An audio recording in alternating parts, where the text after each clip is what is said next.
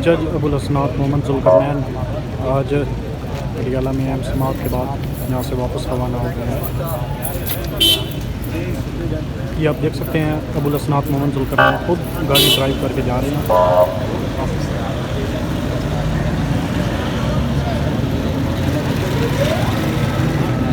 तमाम media persons को जो नेशनल है इंटरनेशनल है उनके सीनियर कॉरेस्पोंडेंट्स को अंदर जाने की इजाज़त होगी। हमें तो लेके जाया गया था कि हमसे पूछते कि आज की जो कितने लोग बाहर हैं, किस किस अदारे से हैं, कितने लोगों को आना चाहिए, लेकिन वो हमें समाअत के ऊपर लगाया है। लेकिन आइंदा समाअत पर सबको बुलाएंगे। आपने देखा क्या? आप एक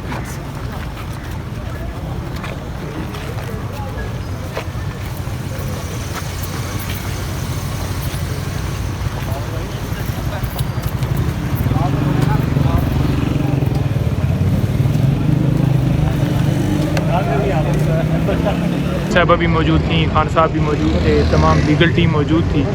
खान साहब जो है उनसे डिस्कशन भी हुई मुख्तलिफ अमूर के ऊपर। इंशाल्लाह पाकिस्तान तहरीक इंसाफ भरपूर तरीके से इलेक्शन में जो है वो हिस्सा ले रही है और भरपूर तरीके से अपनी नुमाइंदगी जो है वो करेगी। उसके अलावा कोई अगर और सवाल है आपका तो। टूट फूट का शिकार लग रही है पार्टी। शेर अफजल मरवा साहब कुछ और बयान दे रहे हैं, पार्टी की जानिब से कुछ और अलमिया सामने आ रहा है। ये इसको किस हवाले से देखते हैं? पीटीआई के सपोर्टर भी इस वक्त बड़े मायूस नजर आएंगे। मैं तो उस मुलाकात में नहीं था। अभी जो मुलाकात हुई है मैं बिल्कुल तौसीक करता हूँ कि खान साहब ने बड़ा वाज़िया कहा है कि ये जो -1 वाला है इसके ऊपर ज़रूर बात करें। -1 इमरान खान को साइड पर करने वाला जो फार्मूला है ना, वो ना पूरी कौम मानती है ना हम मानते हैं।